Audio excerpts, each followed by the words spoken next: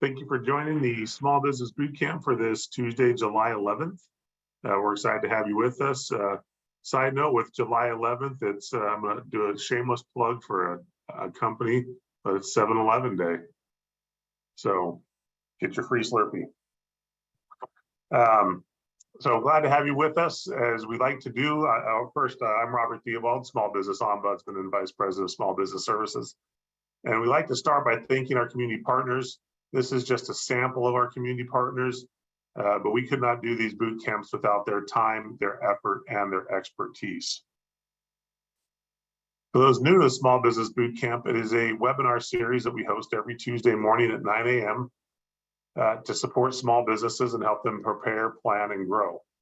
And not only is it the Tuesday webinar, but we also host a series of workshops under the banner, as well as our content library. And our content library is an amazing resource where we house the recordings of all the webinars and workshops that we've done. And you can find in there well over 250, close to about 280 recorded webinars, presentations, and resources to help your small business. We include the recording and usually, in most cases, the slide deck from the presenter, so you can access those materials, whether it's a webinar that you were unable to make in person, or you want to go back and review the one that you watched and get those materials. They are available in the content library. Additionally, the ACA has a number of programs to support small businesses. There's the Career Readiness Credential, the Arizona Innovation Challenge, the Arizona MEP, the Manufacturing Extension Partnership, the Arizona State Trade Expansion Program, and that's for those businesses looking to export your goods and services. There's Arizona at Work for employment-related stuff. We're looking for employees and so forth. And then we have my team at Small Business Services with our educational programming and other programs. One of those programs is the Small Business Checklist. This is an online interactive resource that helps small business owners, entrepreneurs, and others identify the commonly requested licensing, registration, and compliance needs at the local, state, and federal level. So if you're looking to start a new business, you can go here and use this checklist to identify the needs to start the business in your local community. Or if you're expanding into new areas, you can use a checklist for that same thing. Excuse me. This is a great resource with a ton of information on it, so please check it out. There's no cost to access that. And with some small business updates we want to share for all you businesses out there. One is the Unlock Your Business Potential. It's a live training hosted by Clever Cow Media. We are sharing this. Clever Cow Media has presented on the boot camp a number of times, and it's Nicole Zeno is the owner, fabulous presenter, and so this would be a great opportunity. It's a no-cost training that she's doing, so we wanted to share that, and we'll share in the chat the links for that as well. And then also right after today's, or actually this is tomorrow, on July 12th, the SBDC, the Maricopa SBDC, Small Business Development Center, is hosting a webinar called Exporting to the European Union. If this is something that you're interested in, feel free to check out that. There's no cost for that webinar.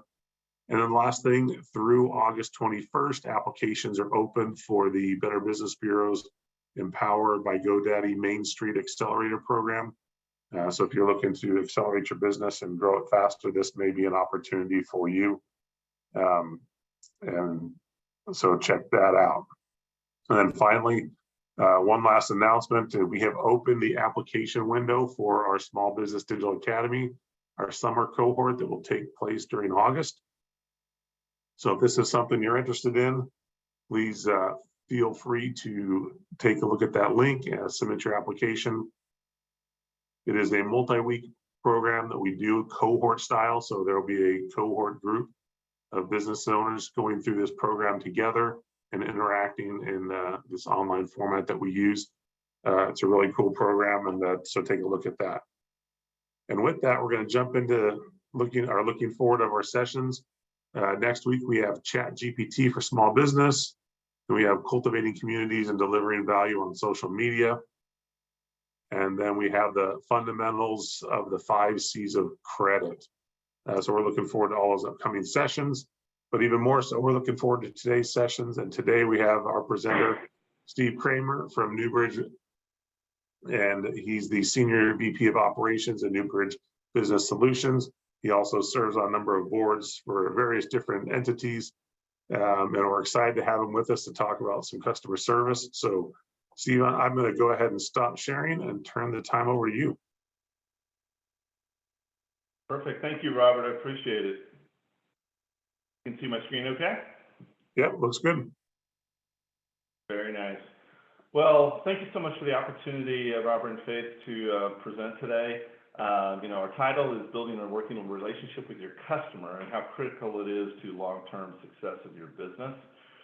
A little bit of an introduction to myself. So I'm the Senior Vice President at Newbridge Business Solutions, which we provide business solutions to contact center environments globally, government entities, etc.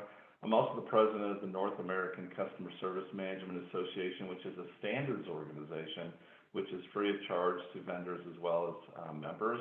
Highly recommend looking at their website, the nacsma.com. And then I'm also chair committees for workforce development for the City of Phoenix Workforce Board, as well as the Arizona Association of Economic Development. So through these different organizations that I participate in, as well as we give back to our community, because Newbridge very much feels that it's important to give back to your community that supports you. We've learned a lot over the years, and we've supported a lot over the years in regards to, the customer experience conversation. So that's one of the things we're going to talk about today. I was listening to a speaker the other day, and one of the conversations that they had was that products and services, depends on the organization, is a standard now in business, meaning people's expectations of you as an organization is expected that you have a great product, at least above average, and that your service to support that product is at least above average, whatever that means to the organization, whatever that means to the consumer, which there's, a sliding scale as results interaction. And so as a result, what you end up seeing is that organizations, they focus on having a great product and service to whatever level, but then they have this challenge on, getting deeper into the client experience, but deeper into the client themselves and building that relationship with the client. And that's one of the things that we've seen over the years, being in the positions that I'm at with different boards and organizations, is that customers want to have a relationship with their vendors or the people that they do business with. And there's a lot of great examples of that. So one of the examples I would say is Starbucks is probably a good example. They sell coffee. It's a pretty basic product. Everyone has grown up with a coffee shop in their area at some point. But what did Starbucks do different with their coffee product and their coffee service? Well, they built relationships, right? So you had baristas who would write special notes on the side of their cup. You would have people that would take the time to try to know you if you came out on a regular basis to a particular Starbucks location. And there's other companies out there that have a similar type model, especially in the food service industry, the hospitality industry. They take the time to understand and know their clients to the best of their ability, because what that does is it builds relationships with that consumer. And what that does then, it goes backwards in this conversation from relationships to service, because the customer sees that relationship as a service product, and then they go back into the product. And so in many cases, even if a provider has issues with their product, that always occurs in business.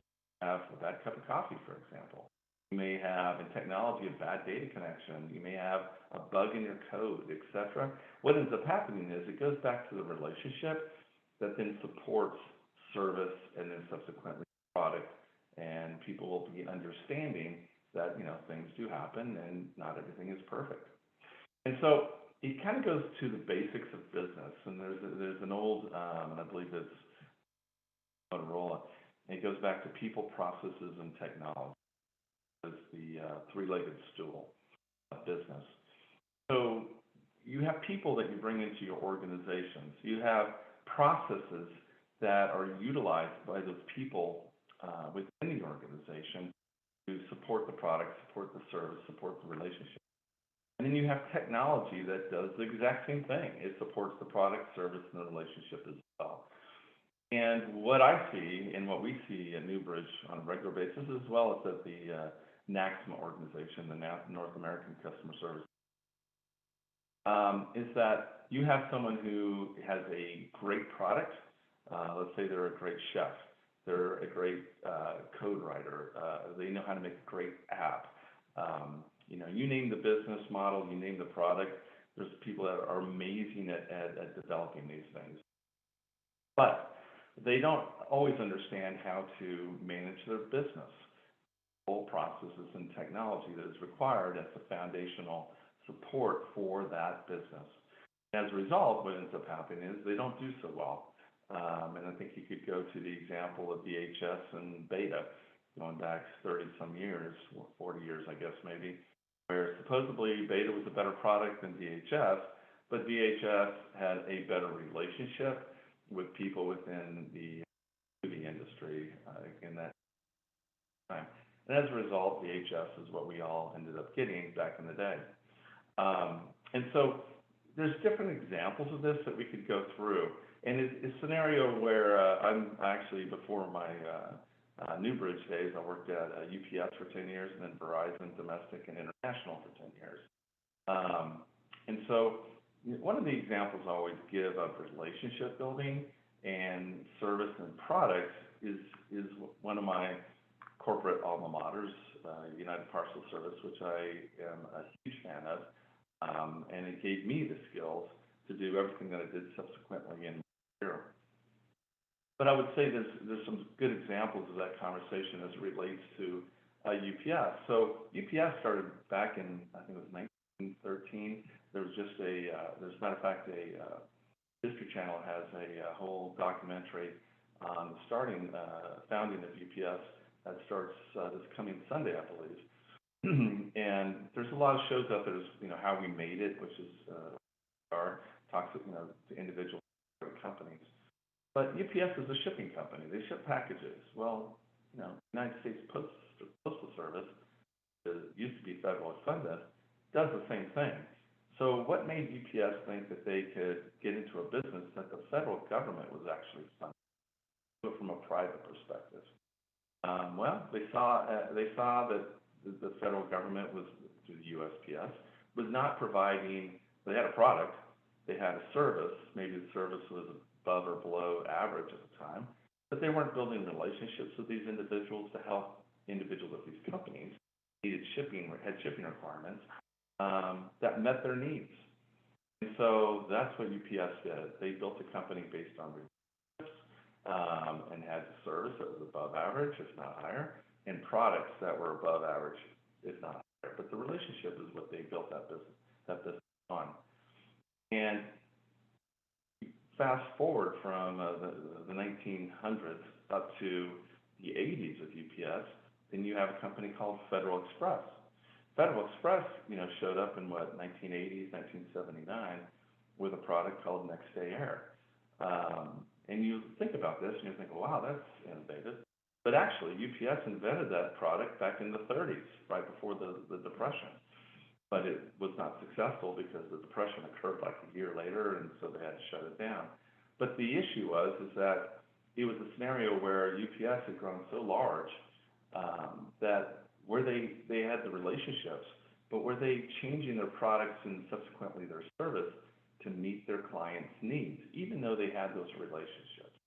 So Federal Express actually built an entire Next Day Air business in a vacuum. UPS didn't even start Next Day Air until the late 80s. I want to say 88, 89. That's when I was there. And as a result, UPS missed that window of being FedEx, if you will, the Kleenex, if you will, of the Next Day Air shipping industry. They got into the business, but FedEx is the one who pioneered it for almost 8 to 10 years. And then UPS then bought a shipping company, which was Ground, and then became a direct competitor to UPS. And so it's a scenario where you have an organization who has great relationships, but is not augmenting their products and services, if you will, to grow as their client base had grown and meet the expectations of their clients over time. So that goes back to the people, processes, and technology conversation. And so I'm going to focus on the people portion because people is the most important portion of anybody's organization. And then subsequently, the processes and technology those people use enables them to be successful. So when you talk about people, where do you get these people? Why do you hire them, and what do you do with these people after you get them, right?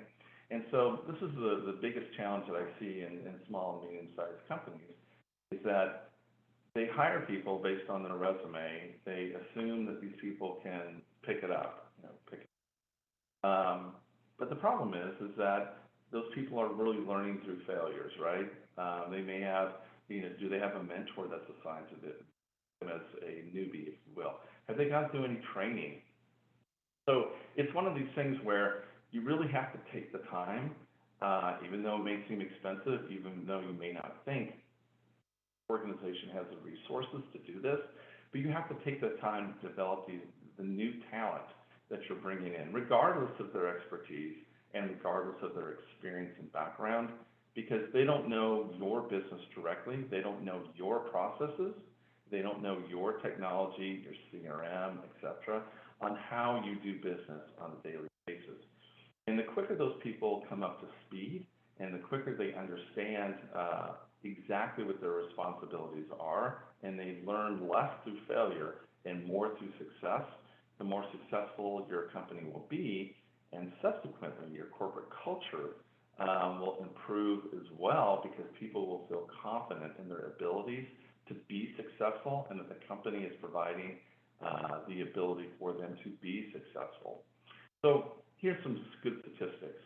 So 44% of Americans think that the soft skills are lacking in communication, creativity, critical thinking, and collaboration. So there's a lot in that bundle, if you will, right? We could talk about people being more on social media, not just facing it with customers as they have in the past. But I think this is a conversation that always been out there. And a lot of it relates to organizations and how they train or don't train their individuals, the type of people they hire, the type of people they don't hire. And so it's a scenario where, what is your hiring criterion? What does your job description look like? Are you putting restrictions in a job description let me just be clear on that filter out people that have amazing communication skills, but may not have the education that you're looking for or you think that you need, right? And so if you look at these two stats, right, this talks about communication skills and then skills. Business leaders think Americans aren't skilled as they need to be. Well, that's a pretty broad term. But the issue is that this is skills and communication skills. And so how do you learn these two things? Through experience. Do you learn it through education? Well, you can make the argument to some degree, yes. But I would say more specifically, and I think everyone has probably their own examples, that you learn communication skills by experience of personal interaction. You learn skills, business skills, by actually doing the work in the company you worked in throughout your career. And so, that being the case, what you find is that there's been a lack of available individuals that have these skills that go into the development and support of customer service departments. When I say customer service department, I'm not talking about 500-person customer service department, 1,000-person, 2,000. I'm talking about companies that have 5, 10, less than 50, less than 100. And think about a air conditioning company plumbing company, for example. The individuals who sit at the front desk who are answering the phone call, mostly not many walk-ins for the most part, but answering the phone calls from individuals who have service-related needs. That's customer service department. You know, there's 2, 3, 4, 5 people that are there, and maybe at multiple locations. Matter of fact, we have a customer, for example, it's a very large pizza chain, believe it or not, and they have a virtual call center that goes across, I think, 6 different other locations for 360 pizza locations in the Midwest. And they utilize those people as a customer service department. And the customers will call in for pizza parties and for ordering pizza, etc. And the 360 pizza locations don't take phone calls anymore. And so their revenue has gone up over 200% based on at the executive level I talked to earlier this year, over the last 10 years, because they are more efficient and have a better relationship management process by how they handle their clients when they call in to order a pizza or to put together a party for their children at these locations. And so it's all about relationships, right? So now that you're looking at this scenario and say, okay, well, how do I train these people? How do I, what do I put together? And so this is kind of an example of some curriculum that we've done for some organizations, give them some guidance. The technologies out there, the fundamentals of communication.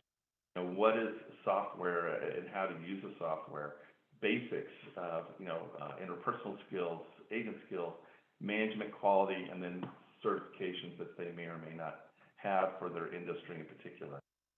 So now you get into a scenario where, okay, so how do you find these people? Well, I'm not an HR person. I'm not a staffing person or recruiter. But, I do hire people, for my organization. And we have clients that hire people as well for very large organizations. And so it's a situation where, what is your position requirements? And that's a conversation I think that we've had in this country the last several years. The qualifications, are they determined or are they very open and broad? There's positives and negatives to that. And then you look at the personality analysis. Does that person have the skill set from a personality perspective to be able to accomplish the goals of that job requirement that you're looking to hire those people? How competent are they, right? Competency. So competency is measured in many different ways. So for example, there's a customer that we have that is a very large insurance company, and they have a call center. It's very large. And so before COVID, for them to hire someone into their contact center environment, they required a minimum, I think, of 3 to 4 years experience of customer service in the insurance industry, or an undergrad to be minimum requirements for that position. And then after that, it was interpersonal skills, et cetera, et cetera. So what ended up happening was that most of the people they received through the job posting process who were interested in the job had these types of requirements, but they may have been in other organizations and maybe not been that successful for whatever reason, and you can read into that why they don't work there anymore. So they were always struggling to find new individuals. Well, when COVID came, they were very desperate for people, and so they ended up hiring people without experience and without that had great personality skills. And so now we're looking at, what is the position requirements, augmenting that requirement, and the qualifications was then augmented because they had that, and they were putting the heavier analysis on personality. And so as a result, they ended up getting people who had different backgrounds and experience based on their ability to communicate, going back to the relationship conversation. And what ended up happening is their customer service ratings with their clients went up, and their attrition rate for their personnel went down. And you think, well, why did that happen? Because they were hiring a different group of people, and those people were looking for a different opportunity within the customer service or the service-related industry. And so what did that then prompt the company to do? Well, they went through a training process, right? Because maybe these people didn't have the experience that prior type individuals had when they had gone through the old job description process. So they had to put together a skill training process to really help these individuals to be even better at what they were doing and being hired to do. So they had the skills from a communication perspective. They had the right attitude, the right perspective on how to deal with clients, but maybe they needed some fine tuning of their skills. So they put them through a process of skill determination. It was, okay, we're going to have a mapping process, and we're going to find out, how to figure out what the different experience levels, the quality of experience, and we're going to train them on how to be most effective. So we're going to make the investments in these individuals to help them be and to ensure that they will be successful in the organization, meaning how they communicate with clients.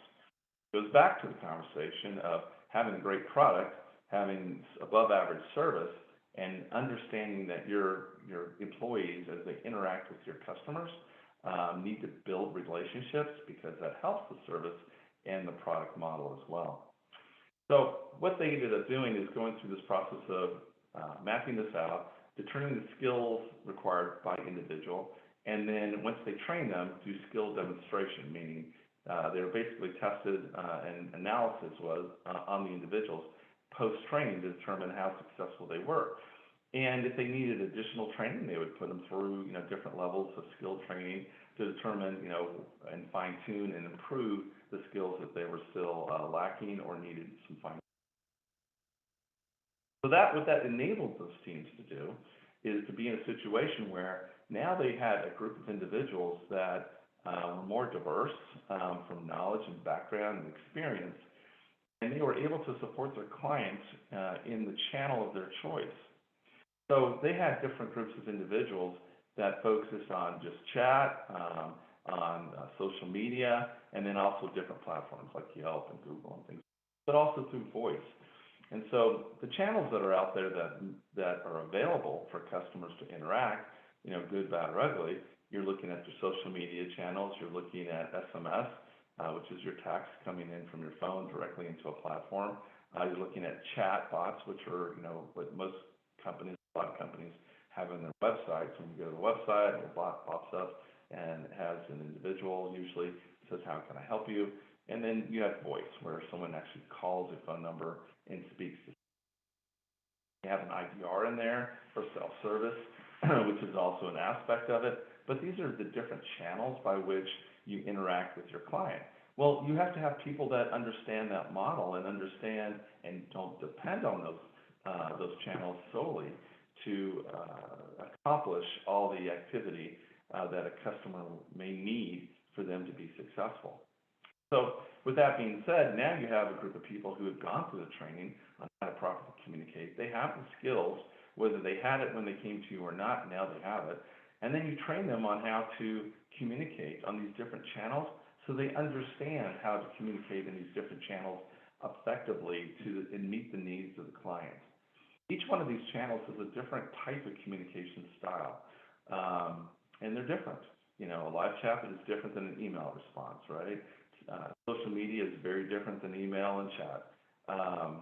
You get off into some of the platforms.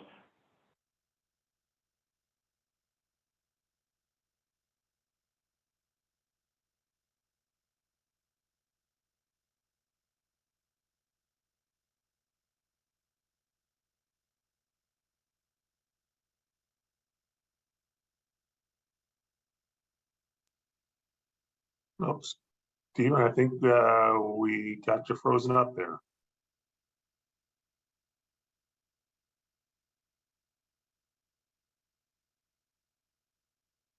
Everybody hang on tight for 1 minute and hopefully get Stephen back. You gotta love the internet. While we're waiting for Stephen to come back, please post up in the chat where you're tuning in from. And then we can see what parts of the state and any other places we have people coming tuned in from. You got Tucson, Mesa, Surprise, Parks, Sierra Vista, Tempe, Pierce, more Tucson, Chandler.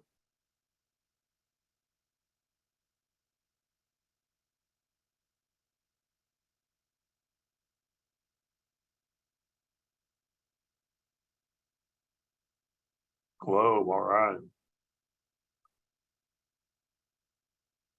Well, hopefully we'll get Stephen back on here. You know, sometimes that happens with our internet connections. So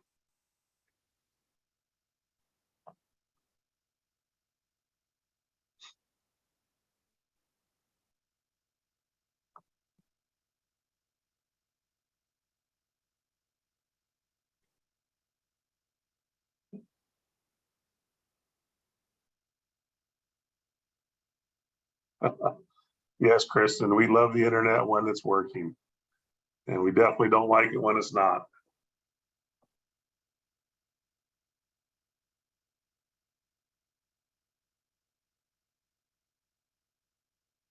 All righty. So yeah, let's just hang tight. We'll see if we can get Stephen back on.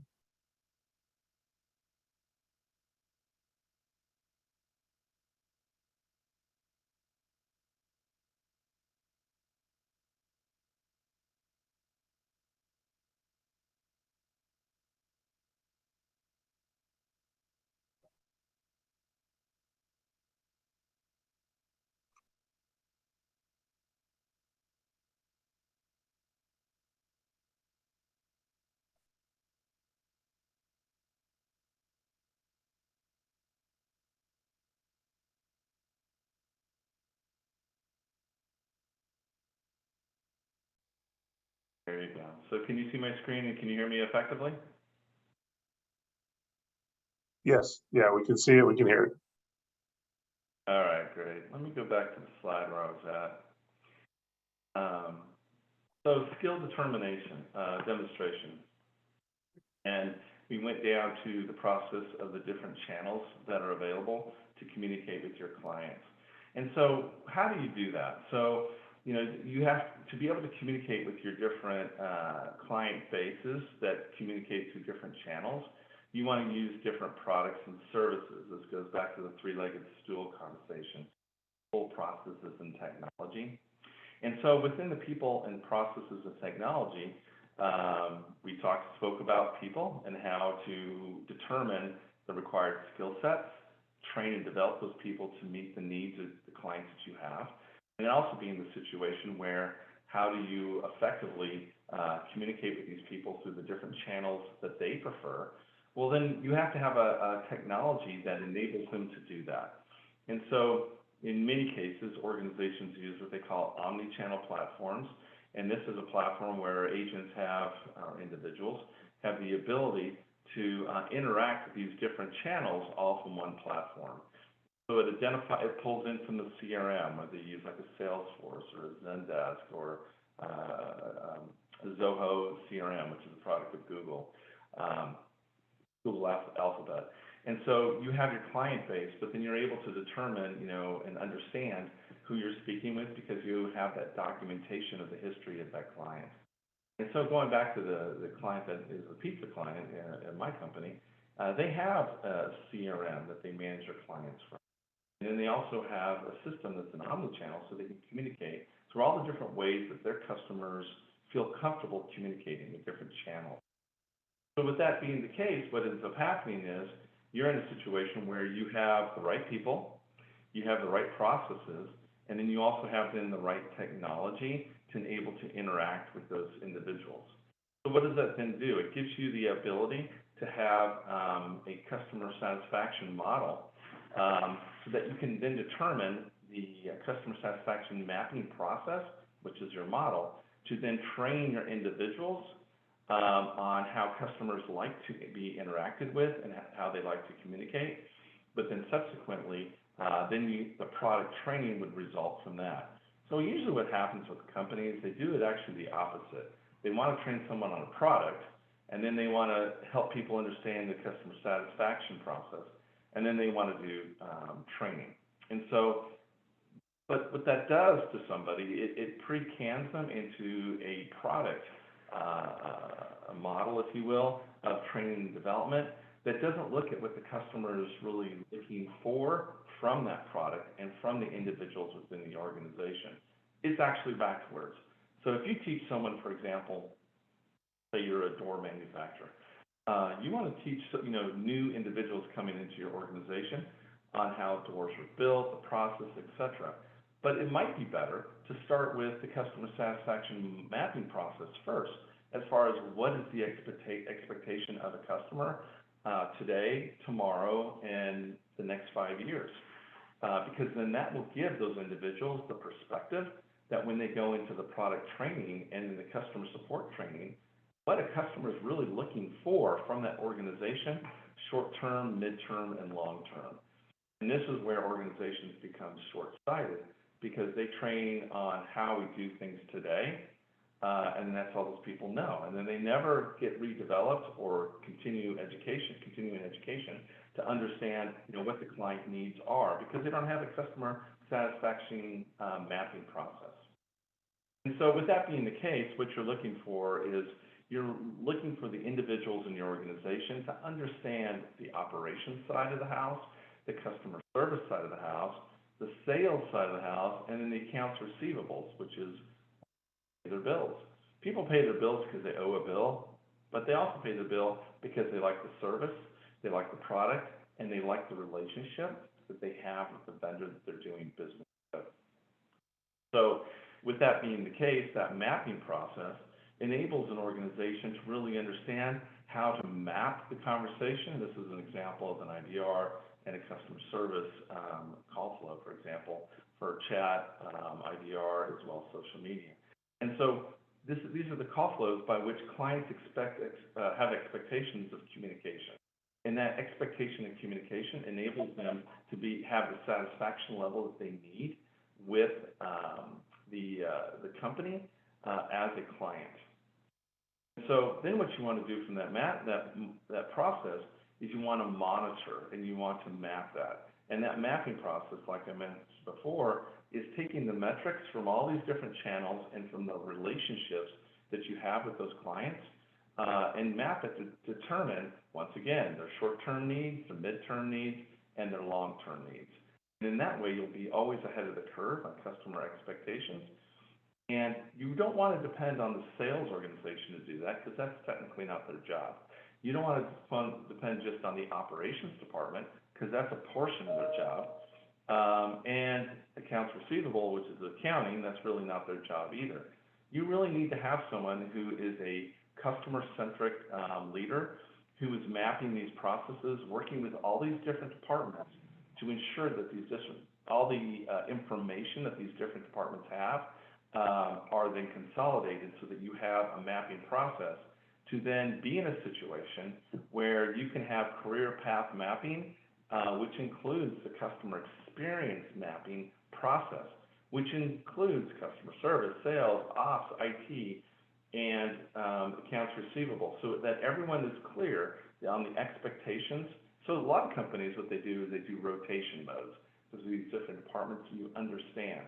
In my career at UPS and at Verizon, I did laterals, and so I didn't go straight up. I wanted to go across the organization, and I wanted to learn as much as I could from each one of these departments, which is extremely beneficial to me, and it actually propelled my career exponentially, because it was a situation where I understood how the functions within these departments were accomplished, and as a result, I could be more successful in my departments and my job, because I understood how the big picture worked. So what that then gets into is in career development. And this is what these individuals are looking for, right? They want to have a mapping. They want to know a roadmap. Like, what if I develop myself, will I be successful? How can I be successful? Don't make it this gray process. Have a mentorship program where mentors have discussions with you on a weekly basis as a newbie individual. Leadership development, so that I can then be developed to have the skills that I don't have and I did not maybe acquire from my prior opportunities. Going back to hiring people that you didn't have before, that didn't have experience before, those individuals need that leadership development. They need the mentorship. they need the career mapping so they understand how to be successful, which then goes into corporate culture. You're going to have a better corporate culture because you're going to have happier people. They're going to be more focused because they know what to do. So with that being the case, I'm going to wrap this up and go back to the summary. Building a working relationship with customers is critical to long-term success of a business. Build on your corporate support model to increase customer satisfaction, track client expectations, and communicate client-level values and goals internally. So what did we talk about? We talked about picking the right people, having the right processes, having the correct technology. But under those levels of people, processes, and technology, those people, you're looking at the process by which you bring them in and how you develop them and how you map their success through your organization. The processes are directly related to the people that you're bringing in because they're going to augment those processes to ensure that those processes are efficient as opposed to this is how we've always done it. And that's probably the worst thing you can do in a company is this is how we've always done it. And then it goes to the technology. The technology supports the processes and supports the people in building the relationships, the service, and the product support that you need as an organization.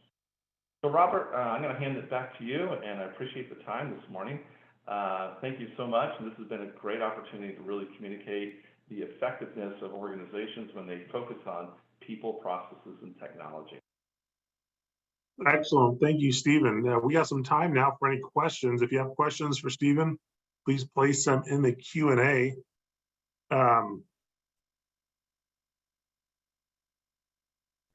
Sorry about that. Yeah, we have some time. So Stephen, I'm going to put go ahead. Put the North American Customer Service Management Association link in there for people, which is a standards organization. Gives you some good support on the conversation today. Excellent, thank you.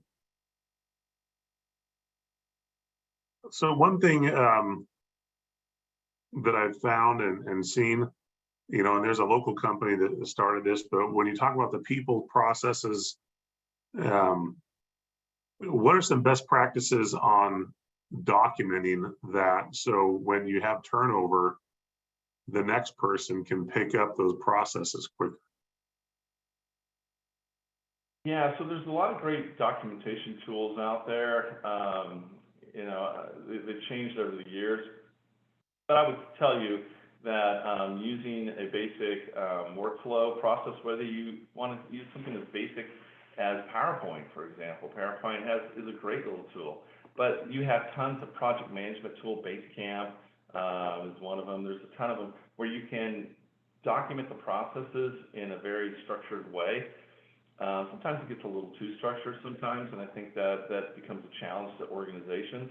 And I'd say start small, start with technology that you feel comfortable with, whether it's PowerPoint or something, and then build from there. And then it's a situation where then as you communicate those processes with other departments, they're going to add to it, and then they're going to start seeing gaps in service, gaps in product support, and people will start understanding, wow, we have an opportunity to enhance the client relationship conversation. So, for example, back in my UPS days, I was young at the time, and I was tasked with writing the manual for customer service for UPS. I didn't realize how long it was going to take me to build that, but it took me about 4 months, and 520 some pages later, I had a manual that was like that thick, and it was every process in the department and how things functioned. And as a young individual in corporate America, I think I was 23, something like that, it gave me the perspective of how important processes are to supporting people, and subsequently how technology supports the processes and then the people as well. And they're all tied directly together. And people are not successful or are successful if they have a good process, and people are successful or not successful if they don't have good technology that supports those processes. Yeah, it makes me think of, you know, franchises out there. The top franchise companies you buy the franchise because they have the process, they have the product, you know, they have the great product, but their process is what helps the franchisee become successful. and they have that turnkey, situation. So the easier it is to have those processes documented and repeatable, to whether it's for turnover or growing and adding more people to your team, that can be a huge benefit. Well, excellent. Well, thank you, Yeah. Stephen. We'll go ahead and wrap up. Give everybody about 5 minutes back of the day. We apologize for the slight technical error during the middle of the presentation, but sometimes that happens. But we're glad Stephen could jump back on. And with that, we want to thank Stephen for his time and his effort. We want to thank all of you for being with us, and we hope to see you next Tuesday on our next boot camp. Until then, have a great week, and we will talk to you soon. Thanks. Bye. Thank you.